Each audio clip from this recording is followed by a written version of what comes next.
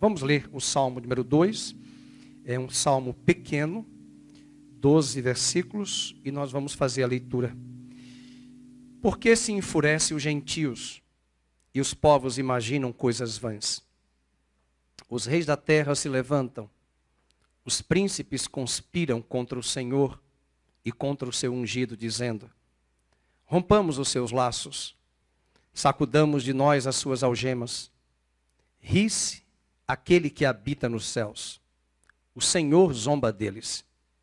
Na sua ira, a seu tempo, lhes há de falar, e no seu furor os confundirá. Eu, porém, constituí o meu rei sobre o meu santo monte Sião. Proclamarei o decreto do Senhor. Ele me disse: tu és meu filho, eu hoje te gerei.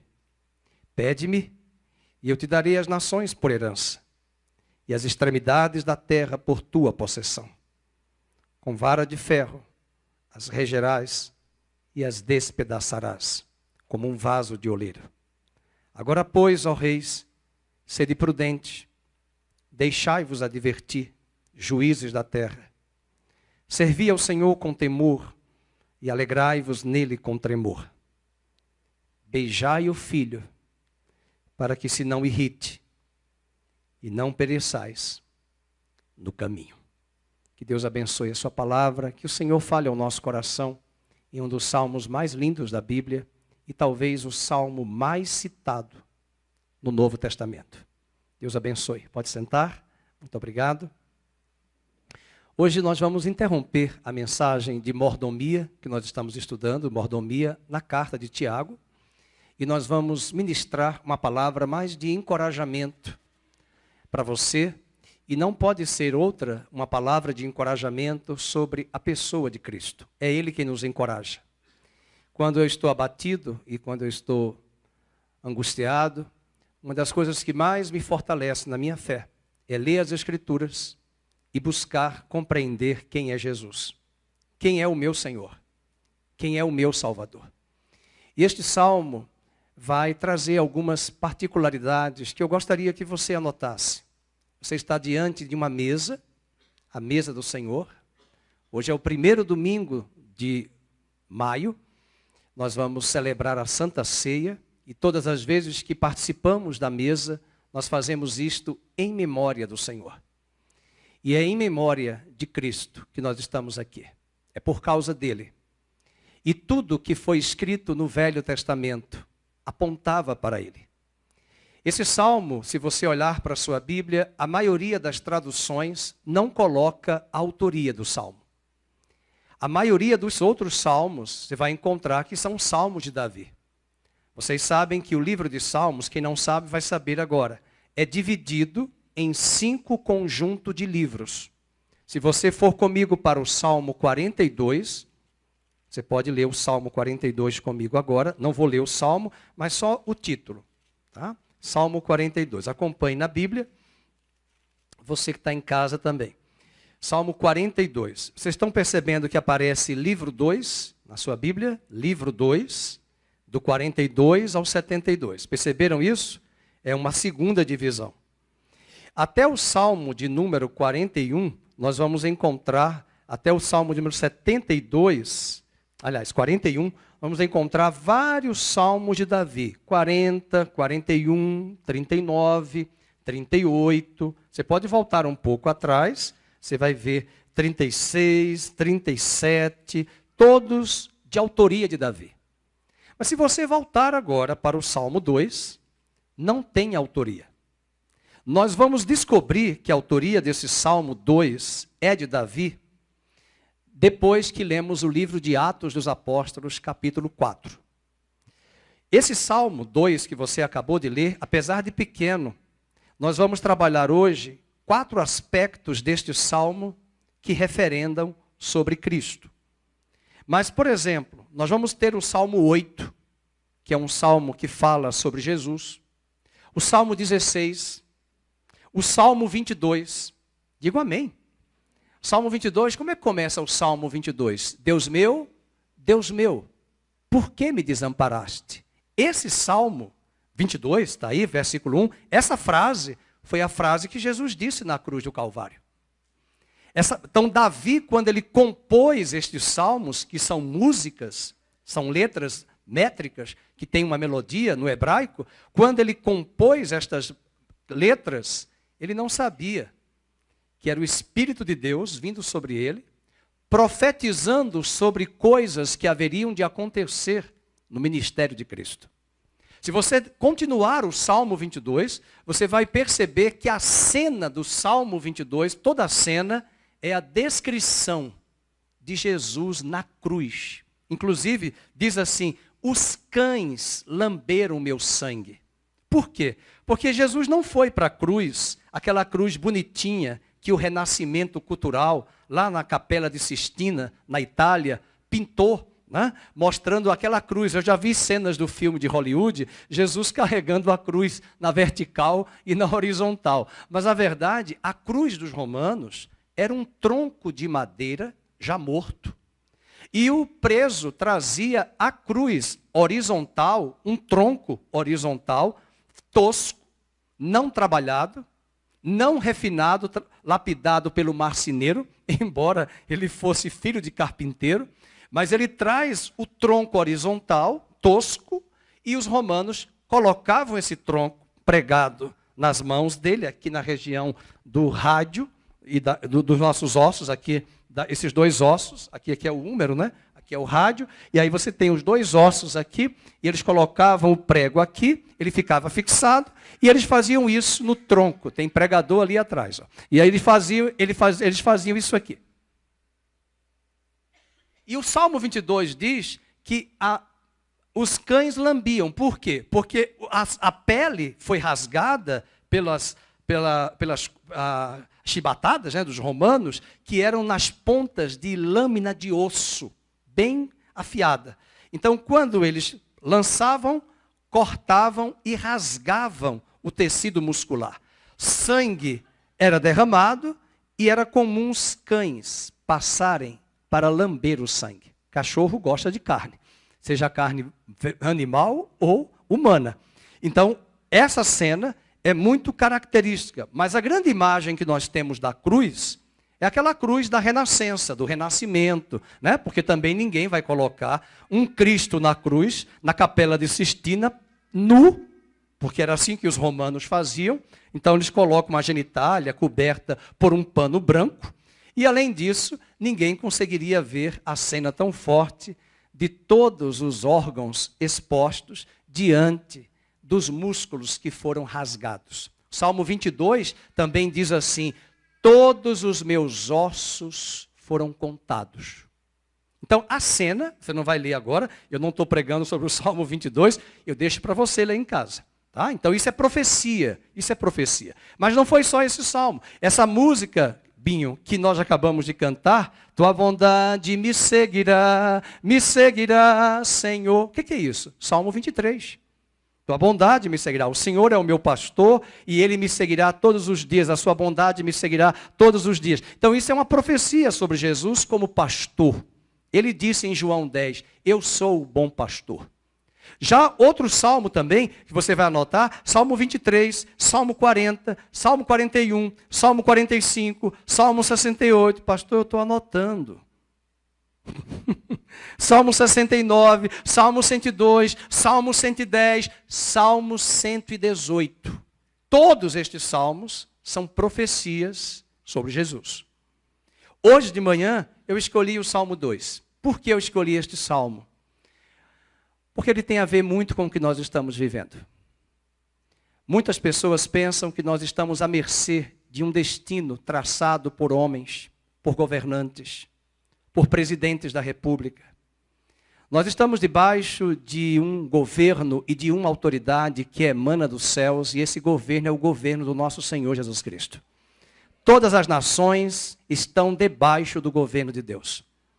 Deus não faz de nós marionetes, Ele respeita o nosso livre-arbítrio, Ele respeita as nossas escolhas, Ele respeita as nossas decisões, só que muitas das nossas decisões, muitas das nossas escolhas, e por que não dizer todas, estão patentes aos olhos de Deus, e Ele vai inclinar o nosso coração, mesmo daqueles que se dizem ateus, incrédulos, céticos, Porque este Salmo 2 vai nos dizer que as nações vão matar o filho dele. Que as nações vão zombar do filho dele. Que as nações vão se levantar contra o seu filho e contra a igreja, a sua descendência. E este salmo foi citado pelos apóstolos. Vamos abrir no capítulo 4 de Atos. Veja como isso é muito interessante. Porque quando Lucas, médico e evangelista, na verdade ele era historiador e médico, vai escrever o livro de Atos, ele vai contar a história dos 45 primeiros anos da igreja primitiva. E logo no começo da igreja, os apóstolos estão pregando o evangelho.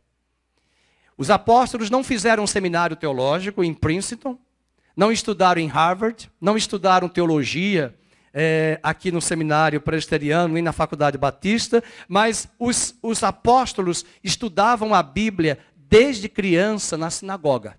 Todo judeu, até hoje, aos sábados, vão à sinagoga, não ficar só cantando. Eles estudam um programa de leitura da Bíblia, de Gênesis até Malaquias, porque eles não têm o Novo Testamento. Eles estudam. Então, Pedro não fez seminário. Pedro, Tiago, João, eles não estudaram seminário teológico de 4 anos. Mas eu pergunto, para que melhor seminário da vida toda frequentando a sinagoga, no Velho Testamento, estudando a Bíblia? Para que melhor seminário se o autor da vida, o Senhor da Bíblia, da sua própria palavra, ficou com eles 3 anos no ministério terreno?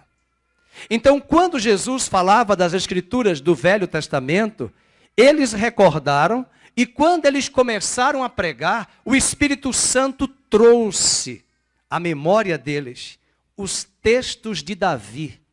E eles lembraram desses textos. Vejam, por exemplo, Atos capítulo 4, versículo de número, estou com vontade de rir aqui, a criança sorrindo, pregando, é uma benção. A minha filha também já fez isso e você também, tá bom? Não reclame, que criança não atrapalha, quem atrapalha somos nós, tá bom? Atos capítulo 4, versículo de número 23. Vamos fazer essa leitura. Uma vez soltos, procuraram os irmãos e lhes contaram quantas coisas lhes haviam dito os principais sacerdotes e os anciãos. E ouvindo isto, unânimes, por que ele está falando, ouvindo isto, eles, unânimes? Eles quem? Eles quem? Os apóstolos que tinham sido presos. Eles foram presos porque as autoridades romanas já receberam ali a PL 2630. Nós queremos calar a boca de vocês. Vocês, shut up, cala a boca. Não vão pregar sobre esse Cristo. Vocês não vão pregar que esse Yoshua, Hamashia, em hebraico, é Senhor, Kyrios, em grego. Só César é Senhor. E os apóstolos disseram, importa que agrademos a Deus e não a homens. E a PL foi acionada. Eles conseguiram lá, com a Suprema Corte Romana e as autoridades romanas, prender os apóstolos. E a Bíblia diz que os anjos foram lá, porque a igreja orou, lá em Atos 4:12. E enquanto a igreja orava, os anjos estavam quebrando as cadeias e as algemas, libertando os apóstolos. E eles saíram e foram ávidos. E eles não foram para Cancún, nem para o Etnoide. Eles correram para o templo e foram pregar a palavra. E sabe o que eles pregaram? Eles disseram o Salmo 2. Por que se enfurecem os povos? Por que se enfurecem as nações que se levantam contra o teu ungido? Aí uma pessoa que nunca leu a Bíblia, eu não estou entendendo nada, o que eles estão falando? Hello! Eles estão citando o Salmo 2. Alô? Aonde foi que eles aprenderam o Salmo 2? Na sinagoga. Aonde foi que eles aprenderam o Salmo 2? No ministério de Jesus terreno. Então eles citam, veja o versículo 24. Ouvindo isto, levantaram a voz a Deus e disseram, olha como começa, não é aquela oração pessimista. Senhor, a gente está debaixo do ataque do STF, da PL. Nós estamos, não, tu és soberano no céu e na terra. Tu és soberano no céu e na terra. A minha vida não está debaixo de homens, debaixo de presidente, debaixo do Congresso. A minha vida está debaixo das mãos do Senhor. Tu és soberano, Tu és soberano. Acompanhe, soberano Senhor, que fizeste o céu, a terra, o mar e tudo que neles há. O que é que ele está dizendo? Tu és o Criador, Tu és o sustentador de todas as coisas. O Deus que cria é o Deus que sustenta, é o Deus que capacita, é o Deus que provê. Deus não teria lógica de Cristo morrer na cruz e os apóstolos realizarem um ministério de desgraça, de tragédia, fracassados, serem presos, serem mortos. Não, Tu és o Senhor, Tu és o Criador dos céus e da terra, Tu és o soberano. Que história é essa? Hoje de manhã eu quero dizer nesta mesa, sua vida está debaixo da soberania de Deus, da mão de Deus. E vocês vão ver agora que Pilatos, Herodes ficaram amigos, aliados. Deus usou 2 governantes que não se falavam para se tornarem amigos. E eles estão achando que eles prenderam Cristo da cabeça deles. Os ímpios acham isso. Alguém pode perguntar, não posso falar porque está ao vivo, por que tanta coisa está acontecendo em Brasília? Por que tanta coisa? Porque nós temos hoje um faraó governando o Brasil. Por quê? Porque Deus usa todos estes homens maus, déspotas, para em algum momento corrigir a igreja, corrigir o Brasil, acordar a nação. Um dos grandes jornais famosos que achou ótimo, há 2 anos atrás, durante a pandemia, usando ali, festejando o que o STF estava decretando, prendendo, na verdade, um juiz só. Essa semana, o mesmo jornal fez um editorial dizendo que é um absurdo o que está acontecendo no Brasil. Absurdo? Mas há 3 anos atrás vocês celebraram. Vocês festejaram, celebraram, se alegraram. Veja, a bomba vai explodir na tua mão também, jornal. Significa dizer que Deus está usando tudo isso, e a minha visão que eu tenho é que Deus vai usar todas estas circunstâncias para desmascarar os adversários da nação em algum momento, porque Ele é soberano. Vocês vão ver essa história que o Mel Gibson fez o filme A Paixão de Cristo. Todo mundo perguntou no filme, quem matou Jesus? Foram os judeus. Essa foi a mentira que a Idade Média disse. Por isso que quiseram matar os judeus. Quem matou Jesus, diga para você mesmo, foram os meus pecados. Quem matou Jesus não foram os romanos. Quem matou Jesus não foram os judeus. Quem matou Jesus não foi Pilatos, nem Herodes, nem Anás, nem Caifás. A Bíblia diz que Deus entregou Jesus a estes homens daqui da terra para cumprirem o que Deus já tinha determinado na eternidade. Eu acho que o amém foi muito fraco. Eu acho que você não chegou na profundidade das profundezas profundas. Deus determinou, veja, vamos ler o versículo 24, 25 agora, que disseste, por intermédio do Espírito Santo, venham comigo, por boca de quem? Ele já citou Davi. Ele está dizendo que foi Davi. Lá no Salmo 2, na minha Bíblia, não diz que foi Davi, mas Lucas, historiador e médico, está dizendo que aquele salmo foi de Davi.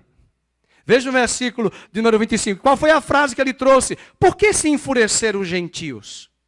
Por que os povos imaginaram coisas vãs? Ele está falando de quê? Salmo 2. E por que ele falou aqui os povos, os gentios? Quem são os gentios? Todas as nações, com exceção de Israel. São os romanos, são os gregos, são os bárbaros. São todos os povos. Versículo 26. Levantaram-se os reis da terra e as autoridades ajuntaram-se a uma contra o Senhor. Olha o S maiúsculo. E contra o seu ungido, olha o U maiúsculo. Ele está falando de Jesus. Meus irmãos, o que você acabou de ver na tela é o Salmo 2. Os apóstolos saíram da prisão, foram libertos, e eles começam a trazer pelo Espírito Santo a profecia. Agora verso 27. Porque verdadeiramente, leiam, se ajuntaram nesta cidade contra o teu santo servo Jesus, ao qual ungiste. E veja, quem foi que ele levantou? Quem foi que se levantou contra Jesus? Herodes, Pôncio Pilatos, com gentios e gente de Israel, povo de Israel. Por que ele falou gente? Porque Anás, Caifás, as autoridades religiosas anuíram a morte de Cristo. Preferiram Barrabás, o ladrão, do que a Cristo. Parece que não mudou até hoje. E o versículo 28, ele vai explicar por quê. Leiam, vamos ler em voz alta. Isso aqui você tem que ler em voz alta, porque se você entender esse versículo, você vai entender que a sua vida não é fruto do acaso. Se você entender esse versículo agora, você vai entender que a morte de Jesus não foi uma tragédia. Que a morte de Jesus não foi uma morte instigada por Pilatos e Herodes. Eles fizeram isso, mas tinha alguém por trás, soberano, costurando, tecendo, para que a profecia se cumprisse. Quero dizer nesta manhã, que Deus soberano está aqui, o mesmo Deus soberano está no controle da história do Brasil, da economia do Brasil. Deus está com esta nação, Deus tem propósito nesta nação, e tudo que se levantar contra esta nação tem algum propósito divino, e Deus vai nos levar à maturidade, à mudança, ao arrependimento e ao quebrantamento. E nós não somos frutos do acaso e nem dependemos de presidente nenhum que governa, seja de direita, seja de esquerda, de centro, não importa. Estamos debaixo da mão do Deus soberano que rege com cetro de ferro as nações da terra. É nessa hora que ele diz, para fazerem, eu quero que todo mundo leia em voz alta, quem está em casa fique em pé, não dorme, não cochila, leia esse versículo. Para fazerem tudo o que a tua mão e o teu propósito. Faz aí essa ênfase, tem que fazer o pré-determinado. O que é previdência? É uma providência prévia. Você paga o INSS antes para receber depois. O que é pré-determinar? Determinaram antes de ser determinado aqui, foi previamente determinado no céu. Então, guarda esse versículo. Guarda esse versículo e quando alguém perguntar quem matou Jesus, já estava determinado. PT e PSDB, Pilatos e Herodes fizeram as pazes. E a gente viu isso agora na última eleição. Eram as pazes. Um falava mal do outro a vida toda, 3 décadas. De repente, por quê? Porque estava predeterminado. E tem muita coisa que está acontecendo no Brasil há muitos anos que Deus está trabalhando na nação. Tem erros dos dois lados.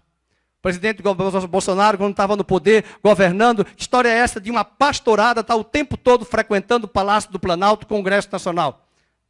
Isso estraga, queridos. O escândalo do Ministério da Educação, que a mídia explorou, foi um homem que se dizia pastor, que eu nem sei se é pastor, que estava ali como lobista. Então você não era para se apresentar como pastor, você é lobista. E isso estraga, e a mídia usa para explorar. O Bolsonaro não é evangélico, a esposa dele é. Então deixa o homem governar. Pare de ficar com triunfalismo religioso. E essas coisas vão estragando, vão minando, e as pessoas lá fora que não conhecem a Deus, usam essas situações para denegrir. Para falar mal, para dizer, e ainda sobrar para nós pastores. Porque, veja bem, se eu, pastor Felipe, amanhã formos candidatos a deputado federal e a senador, primeira coisa, eu já sou nordestino, meio lampião, já vou dizer logo para a mídia, ninguém me chame de pastor aqui. Porque eu não sou pastor. Se uma emissora chegar, fala agora o pastor. Pastor não, já quebro logo a entrevista. Aqui não é PR, aqui é deputado. Eu sou dentista, cadê o dentista aqui? Eu não faço mais extração, eu extraio as garras dos demônios, sem anestesia. Então eu sou dentista, mas o que eu tenho que fazer aqui nesse púlpito como dentista? Eu não sou dentista. Eu sou, mas eu não estou aqui como pastor. Como dentista, me perdoa, estou a cabeça. Ainda bem que a minha esposa me corrigiu. Eu não estou aqui como dentista, estou aqui como pastor. Para que eu tenho que me apresentar como pastor? É por isso que não entenderam quem era Jesus, porque os fariseus perguntaram, os religiosos, mas tu és o Filho de Deus? Se tu és realmente o Messias, o Rei, cadê o teu governo?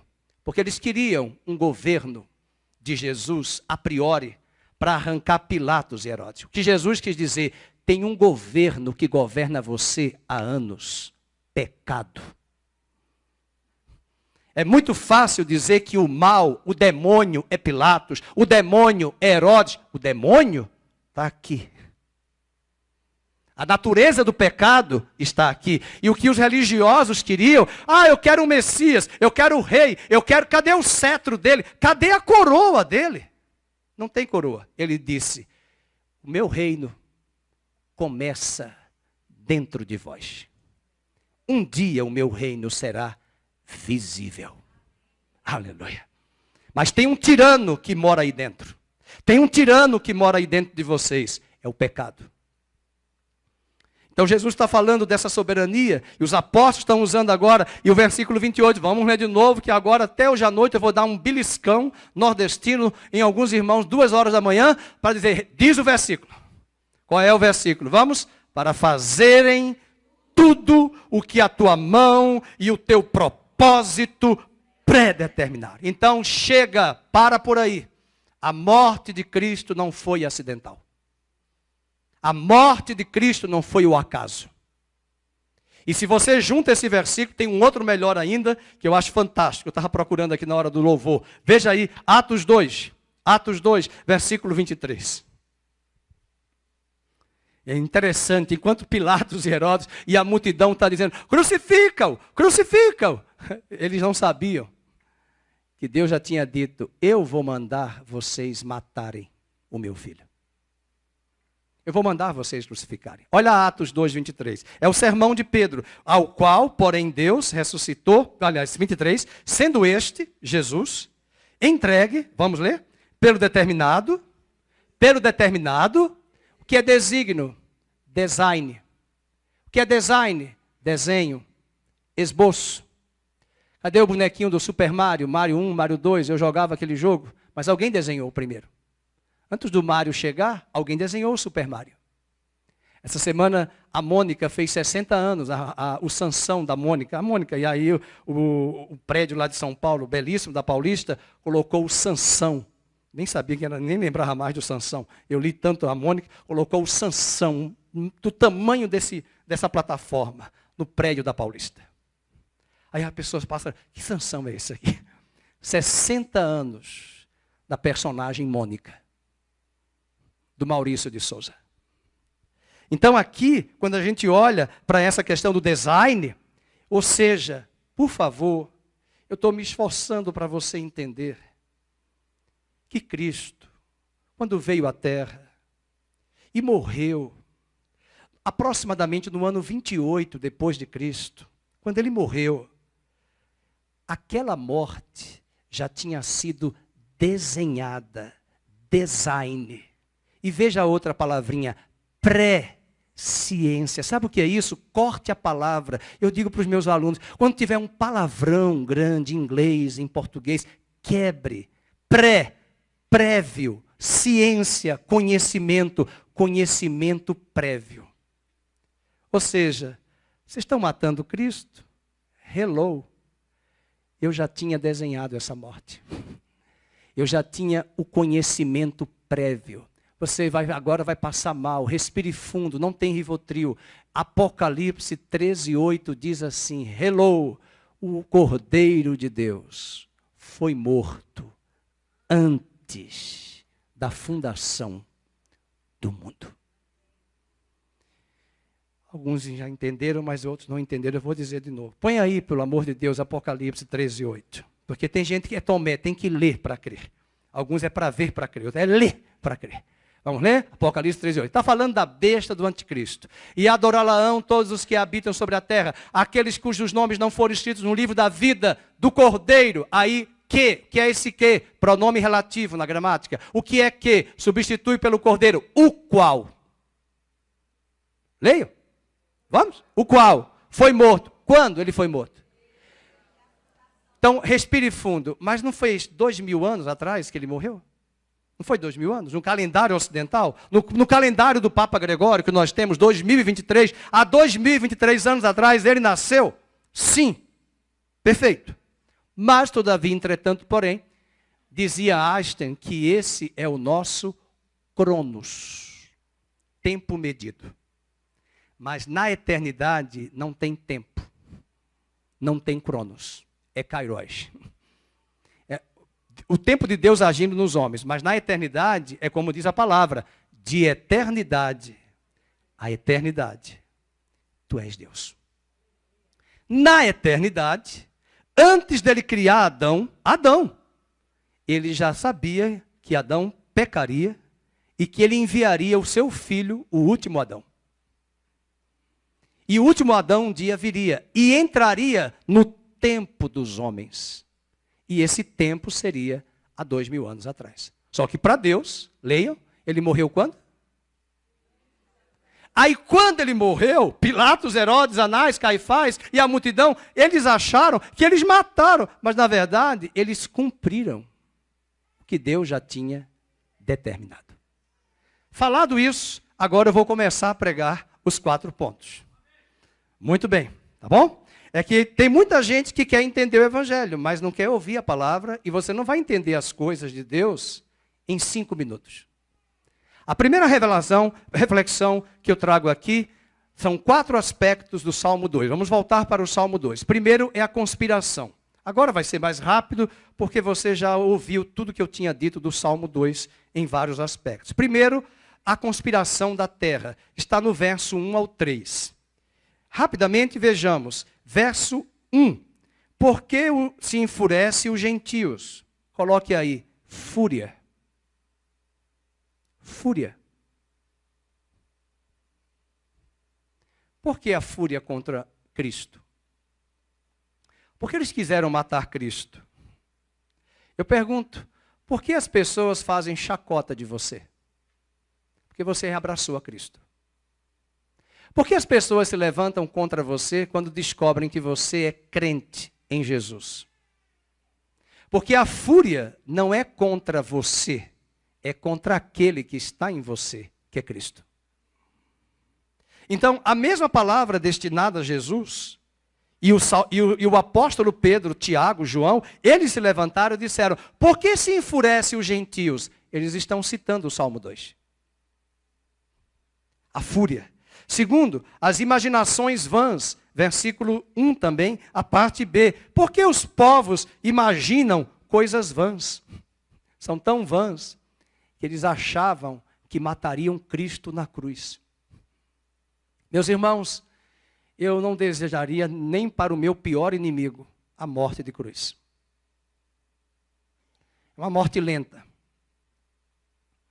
É uma morte trágica. Eu acho que era muito melhor ficar preso no Carandiru, 40 anos, do que morrer a morte de cruz. Aquela morte de Jesus foi imaginada, mas Deus disse, por que eles imaginam coisas vãs? Paulo vai dizer em Coríntios depois que se os homens e as potestades dos demônios soubessem o que estava por trás da cruz, jamais teriam crucificado o Rei da Glória. Repito mais uma vez, é Santa Ceia. Essa semana alguém colocou no Instagram uma cena tremenda da feiticeira das Crônicas de Nárnia, querendo matar Pedro. Uma figura do apóstolo Pedro, que C.S. Lewis colocou o nome Pedro. E Pedro está com uma espada querendo matar a feiticeira, que é o dragão, o diabo. E de repente o leão aparece. É o Aslan. E a feiticeira faz assim... Mas como ele ressuscitou? Ele ressuscitou porque nos anais de Nárnia estava escrito que se alguém não tivesse a mancha do pecado de Adão, poderia dar a sua vida e ressuscitar e restaurar Nárnia. De onde C.S. Lewis tirou isso? Que todos os homens estavam em Adão, no pecado, mas teve um homem que nasceu de mulher, nasceu como homem, mas sem a relação sexual de um homem com uma mulher. Apenas Deus usou o útero de Maria, mas a semente veio do alto.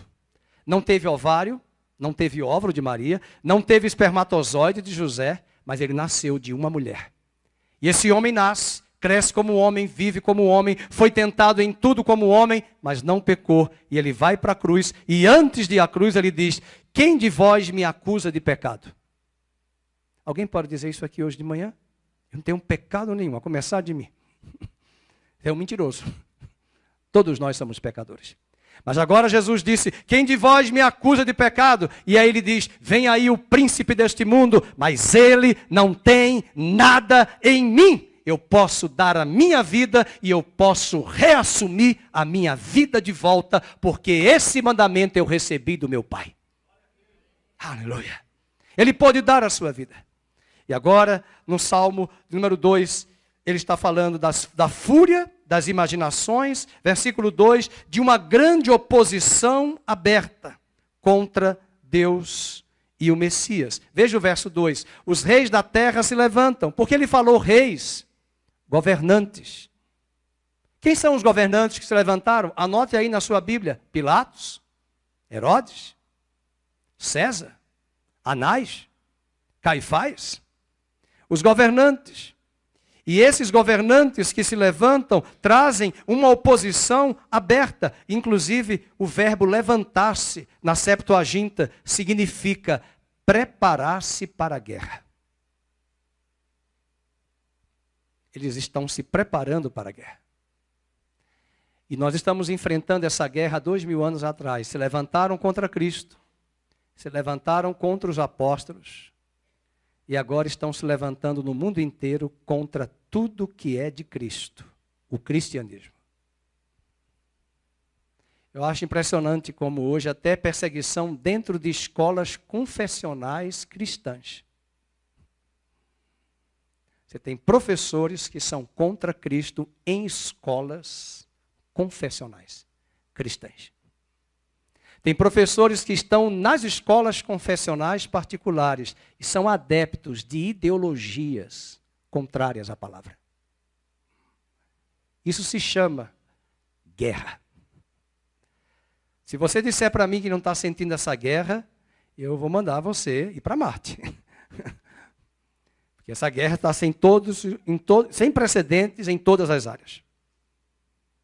O grande problema dessa oposição aberta contra Deus e o Messias não era por causa dos homens, dos apóstolos e de nós. É por causa daquele que está em nós. Além disso, nós temos uma motivação da conspiração. O verso 3 vai nos dizer o motivo. Rompamos os seus laços. Sacudamos de nós as suas algemas. Então vocês estão vendo aí, sacudamos de nós as suas algemas. São eles que estão dizendo. São os gentios que estão dizendo. Então você percebe que os homens aqui, eles querem ser livres de Deus para cometer toda sorte de abominação.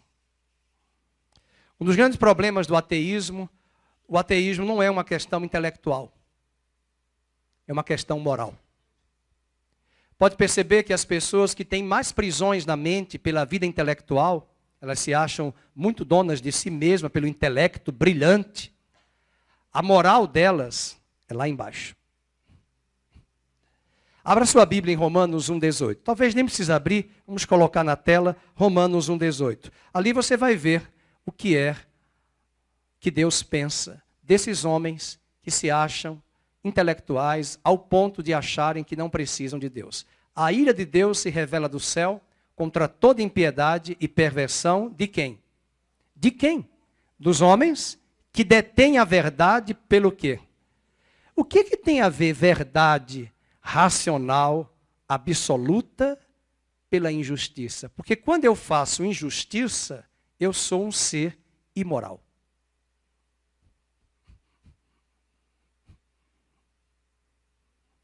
Eu conheci um homem que era um ateu no Nordeste, mas o grande problema dele não era o ateísmo.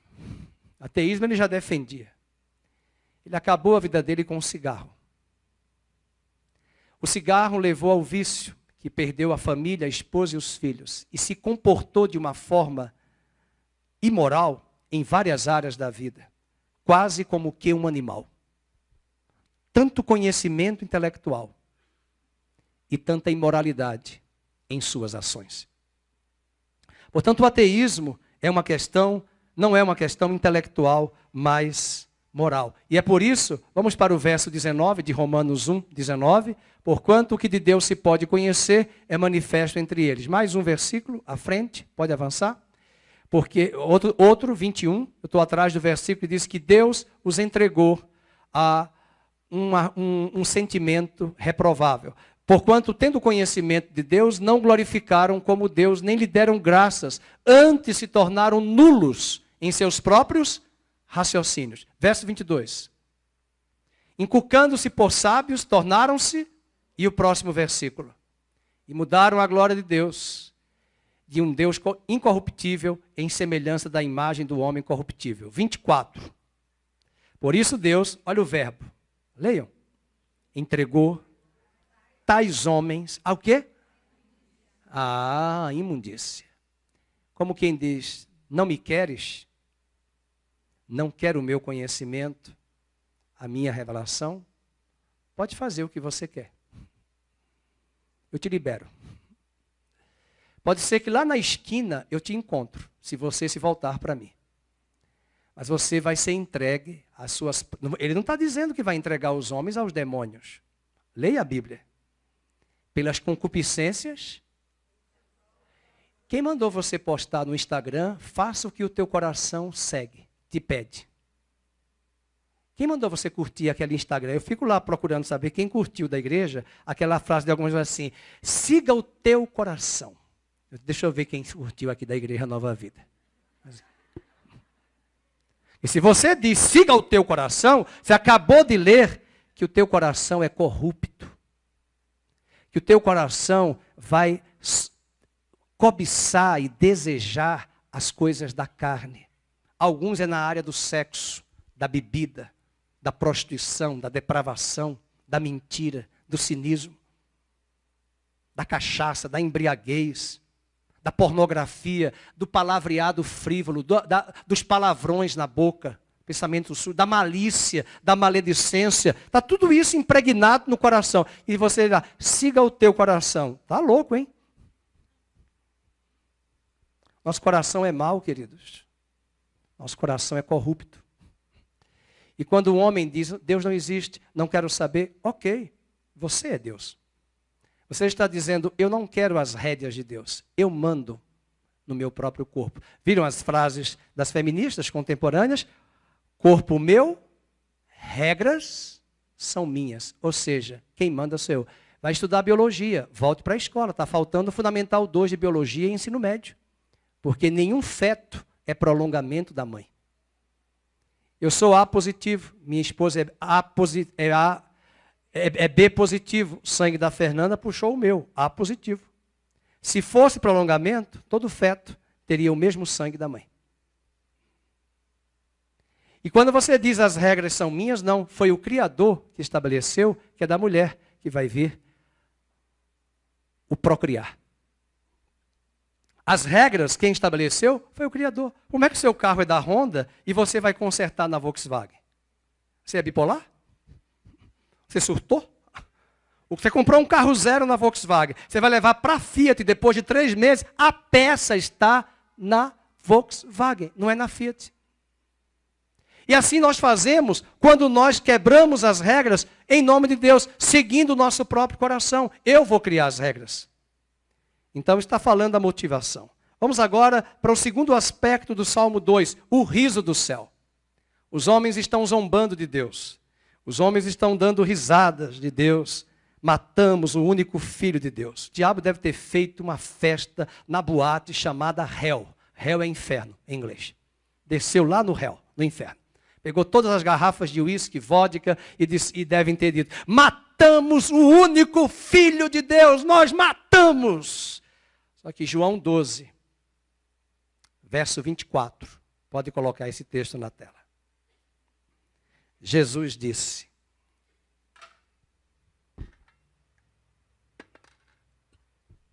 se o grão de trigo, só tem um grão de trigo, cair na terra e não morrer, não vai dar fruto. Mas se ele cair, morrer, a semente que está dentro da casca essa casca vai se desprender e a semente vai brotar e vai nascer um pé de trigo. E esse trigo vai dar muito trigo para toda a terra. Sabe o que ele está dizendo? Não há nenhum filho de Deus nesta terra, só eu. Eu sou o único que nasceu de mulher, sem pecado. Sem pecado. Eu nasci em pecado. Você nasceu em pecado. E por favor, não venha dizer para mim, eu sou muito bom, eu nunca matei, nunca roubei, eu nunca menti. Mentiroso. Faça a listinha agora. Você é bom nisso. Vamos lá, vai fazendo o cálculo aí. Eu sou bom nisso, nisso, nisso. Já está diminuindo. Nisso. Ixi, meu Deus do céu. Eu não presto.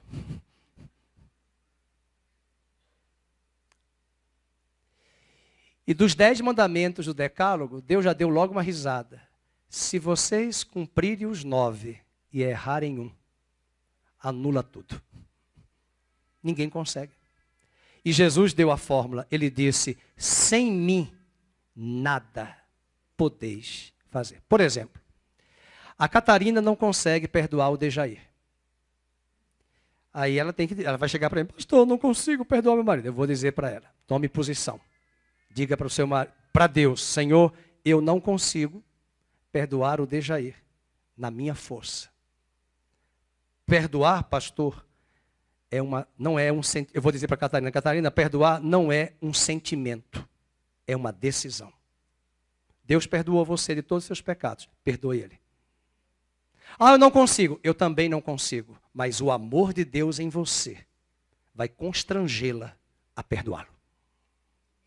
Por quê? Porque sem Jesus, ela nada consegue fazer. Com Cristo, nós conseguimos. Amém? Entenderam o pão, o grão de trigo? Só tinha um. Você já pensou hoje? Vamos tirar o pão. Qual é a fruta que você mais gosta? Eu vou falar uma fruta que aqui em São Paulo eu nunca vi. Só tem uma parecida chamada caqui. É lá no Nordeste. Saputi. Quem sabe o que é saputi? Só eu, a pastora Vânia. Ah, alguns sabem. Os mais antigos. Os mais novos nem sabem o que é saputi. Sabem o que é chocolate artificial. Química. Mas imagina, Vilela, se hoje só tem um saputi. Um saputi. Com uma semente. Você come ou você planta a semente do saputi? Você planta. Porque quando eu plantar, Silvana, esse saputi, quero dizer caqui, saputi, daqui a algum tempo eu terei um pé de saputi. Jesus quis dizer, só tem um filho de Deus, Albert. Sou eu. Onde esse filho der a sua vida para pagar a dívida de Adão. Ele vai pagar a dívida. E quando ele ressuscitar, preste bem atenção no que eu vou dizer.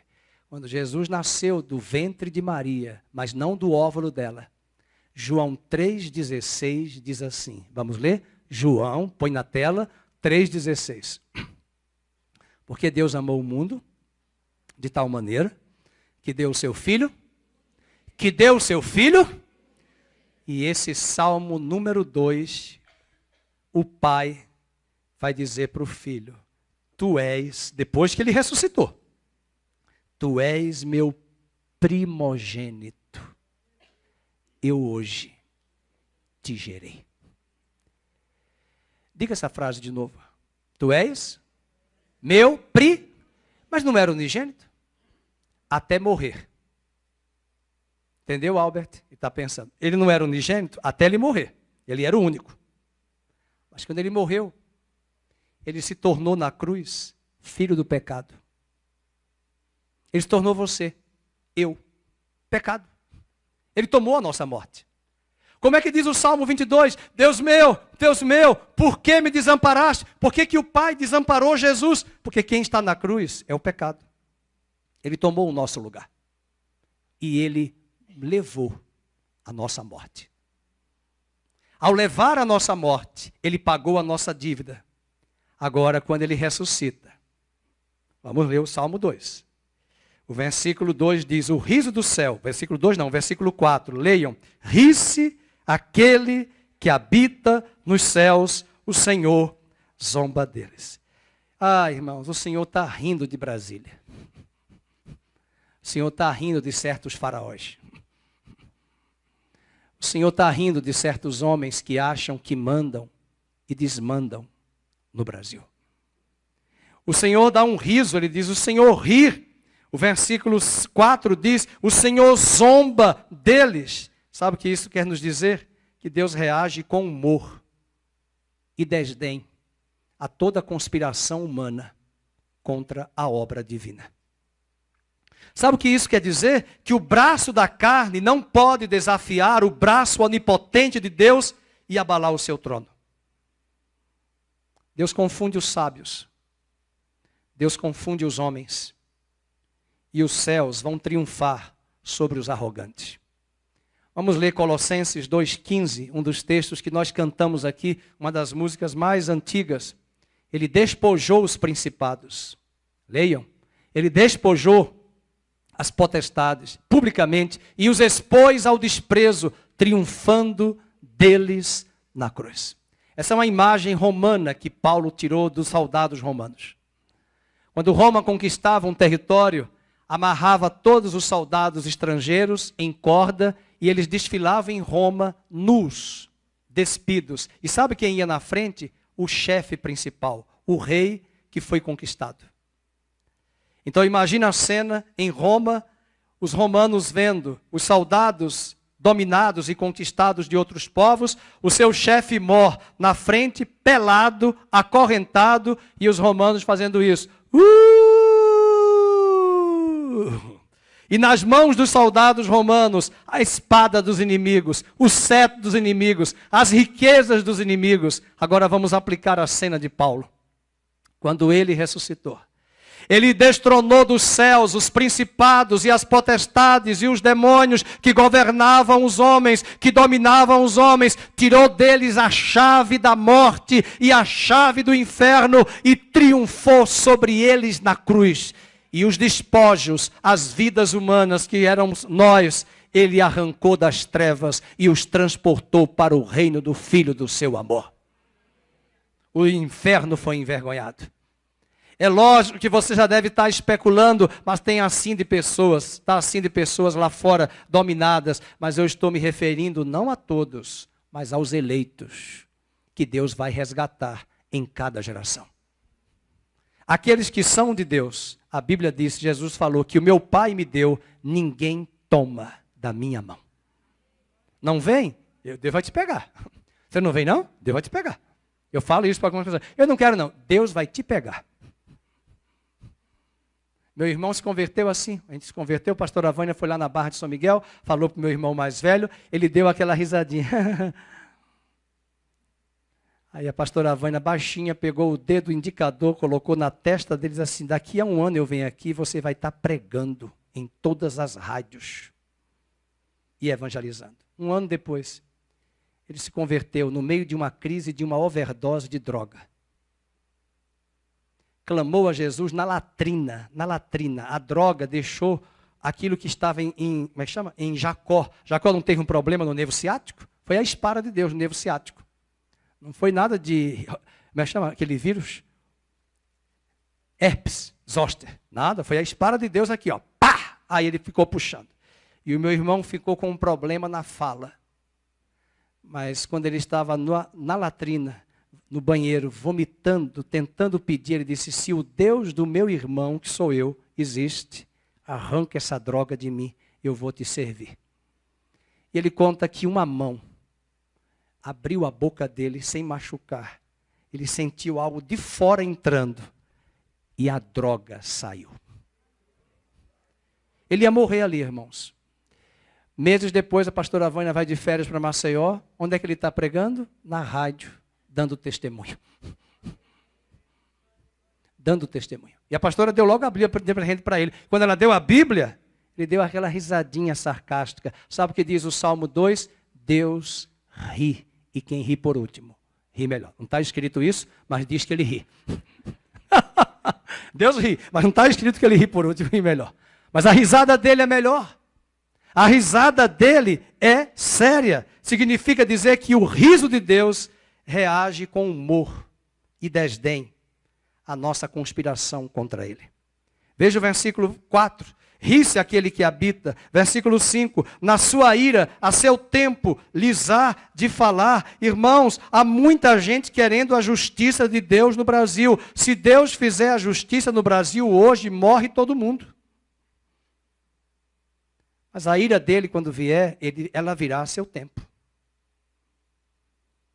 Sabe por que Deus não está fazendo ainda muita coisa pelo Brasil? Porque ele tem esperança que muitos desses homens que estão lá em Brasília se arrependam. Eles têm esposas, irmãos. Eles têm filhos. Eles são maus. Muitos deles só querem a área pública para dinheiro, para cargos. São pessoas que, se você olhar para eles, talvez Deus está olhando como nós não enxergamos. Nós queremos a nossa vingança. Nós queremos a nossa ira. E nem sempre Deus retribui a rebelião do homem no ato da sua loucura. Sabe o que Deus faz? Uma frase que alguns dos homens aqui dizem para mim. Deus dá corda. Ele vai esticando a corda. Toma a corda, vai esticando.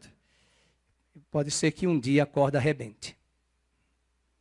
E quando a corda arrebentar, pode ser que o abismo seja grande. Mas também pode ser que a mão dele segure esta corda.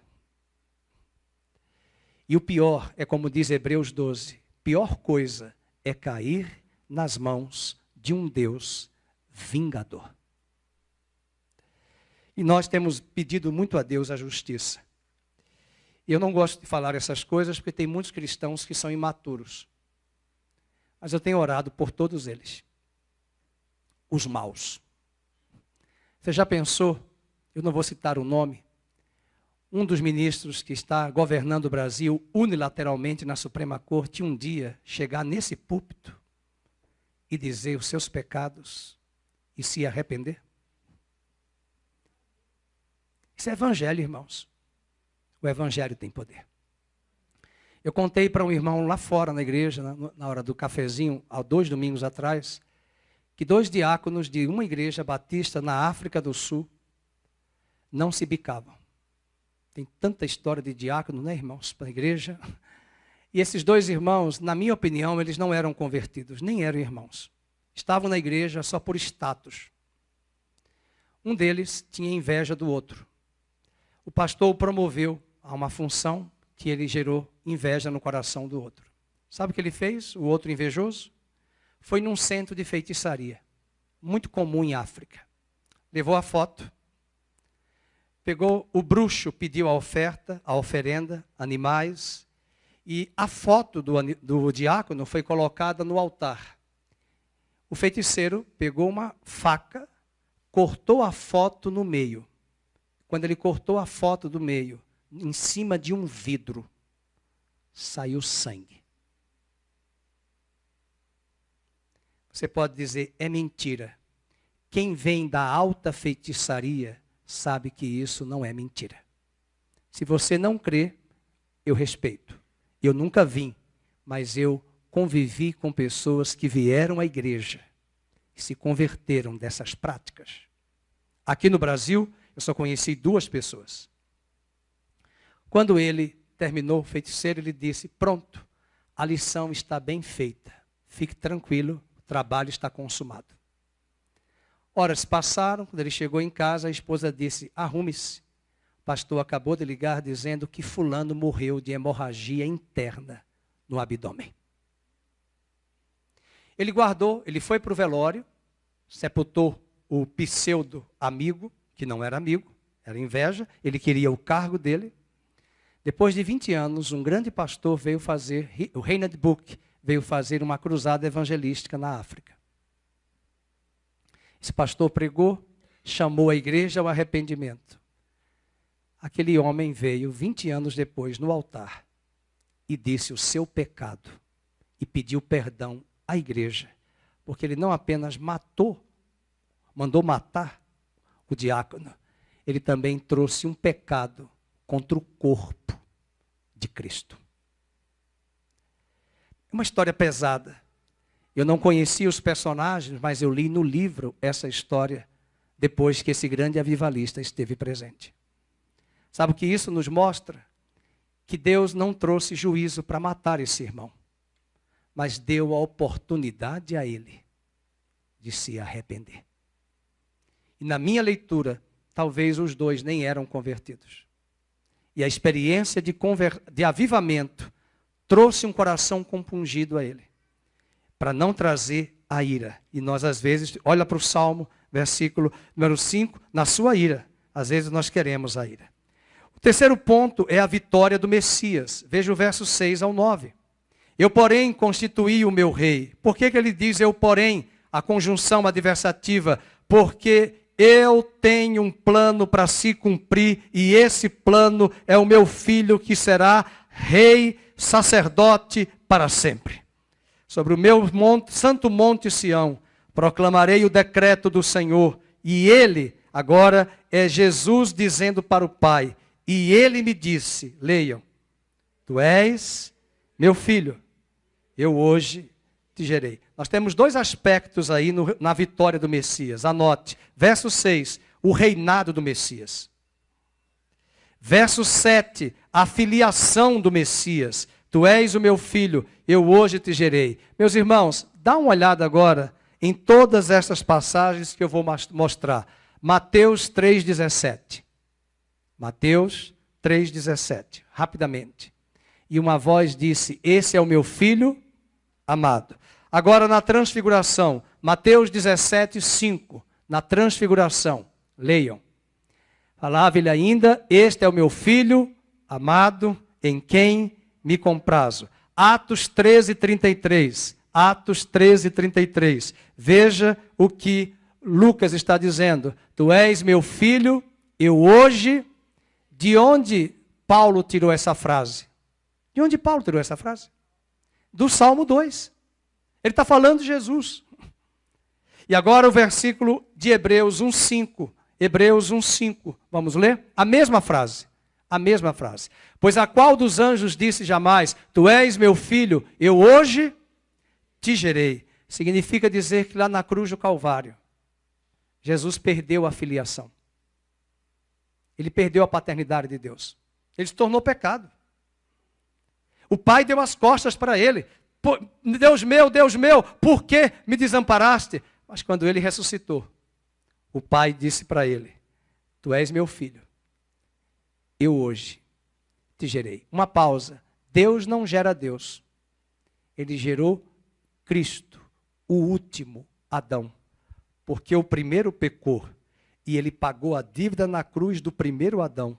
Cancelou a dívida. Morreu a morte de Adão. E ressuscitou como primogênito de uma nova criação. Aleluia. O reinado, a filiação. Agora vem a herança. Capítulo 2, verso 8. Pede-me, e eu te darei as nações por herança e as extremidades da terra por tua possessão. Não vai dar tempo. Mas Apocalipse 5:9 diz, quem é digno de abrir o livro? E que o Cordeiro de Deus é o único que pode abrir o livro. E ele diz, e com esse sangue do Cordeiro, ele comprou para Deus, vamos, os que procedem de toda tribo, língua, povo e nação. Quantas nações aqui representadas? Quantos italianos temos aqui convertidos? Levante a mão. Quantos alemães? Quantos portugueses? Vai dizendo a mão, irmão, vai dizendo amém. Hã? Quantos alemães? Quantos descendentes? Cadê a Karina, japonesa? Não está aqui. Cadê os irmãos de tudo que é nação, de tudo que é etnia? Que é que o Salmo 2 disse? Filho, pede-me, que eu te darei as nações da terra, por tua possessão. E por fim, falando da herança do Messias, vamos para o último tópico, o conselho de Deus. E no versículo 10, ele traz o conselho. E esse conselho deve ser hoje para mim. Deve ser para você, deve ser para os ateus, para os incrédulos. Verso 10, agora pois, ó reis, leiam, sede prudentes, deixai-vos advertir, juízes da terra, do STF, de Brasília. Abra seus ouvidos. O rei está dizendo, abra os seus ouvidos, ainda dá tempo. O rei está dizendo no verso 11, abra suas mãos, Sirva a Deus. Olha o verso 11. Servi ao Senhor com temor e alegrai-vos nele com tremor. Charles Spurgeon dizia que o temor sem alegria é tormento. E a alegria sem o santo temor é presunção. Nós precisamos abrir as nossas mãos para servir. Abrir os nossos ouvidos. Deus permita que com esta mensagem Brasília possa entender. Esses homens que estão governando o Brasil de forma indevida possam abrir os seus ouvidos. Reconhecerem que eles são como o dia de ontem que já passou. Que eles sejam humildes, sirvam a República Brasileira, porque eles são funcionários da nação, eles não são donos da nação. E Deus ainda na sua paciência está dando essa longanimidade, esperando que estes homens maus se arrependam. E o verso 12, ele está esperando também, não apenas abrir os ouvidos, abrir as suas mãos. No verso 11, abrir o coração. Abrir o coração. E no verso 12, abrir os lábios. Verso 12, beijai o filho. Essa expressão de beijar é difícil de entender na cultura ocidental. Quando você beija e se encontra diante de um rei, como ontem assistimos à coroação do rei Charles, um ritual muito comum naquela época era se prostrar e beijar os pés do rei. Então, beijar o filho é uma expressão simbólica para dizer: sejam submissos como súditos ao seu Senhor. Incline-se até o chão diante dele. E essa última frase do Salmo 2 é uma esperança que brota em nós, de que um dia a minha família, os meus familiares, os governantes deste mundo, talvez não todos, mas uma maioria, tem e está tendo a oportunidade de abrir os ouvidos, abrir o coração, abrir as mãos, abrir os lábios para beijar o Filho, Jesus Cristo. Quem escreveu uma boa parte do Novo Testamento foi um dos maiores perseguidores do cristianismo, Paulo. E um dia Paulo abriu a boca, abriu os ouvidos, abriu as mãos, abriu os lábios e proclamou: Jesus é o Senhor. Não estigmatize as pessoas. Não carimbe as pessoas. As pessoas mais déspotas e más, elas podem um dia encontrar a Cristo e chegarem ao arrependimento.